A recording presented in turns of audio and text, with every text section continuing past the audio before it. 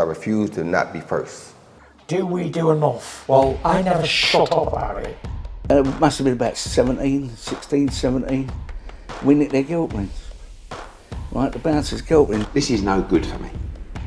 That's the reality. If you want the honest truth, and I see it every day. Because it was a snide piece. Yeah, I mean, it was a hatchet job for Don McRae. I've already written to him. Because it was a snide piece. Because he never asked me for a comment based on what people had said or incidents. He came up to me on a few separate occasions. If you want to talk about the Chavez fight, Chavez was not my fighter. The contract was not signed for Chavez against Danny Jacobs. Nevada Commission turned up to test Chavez, who hadn't signed any agreement for the fight, wasn't under any testing program, and basically said, "What are you doing here?"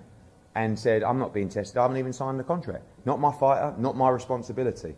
From there, Las Vegas had an investigation. Chavez said, "Whatever, I'm not fighting in Vegas, you can all do one." We made the fight in Phoenix, and he didn't want to work with VADA. So we asked for a reputable body, and I asked for the opinion of Victor Conte, who now seems to be this saviour of sport, biggest drug cheat in the history of sport, and now seems to have a vendetta against me. I've never even met him. So, Leon Margolis, I texted him earlier, he said some nice words. He said, "I'm the most arrogant, hated man in the industry."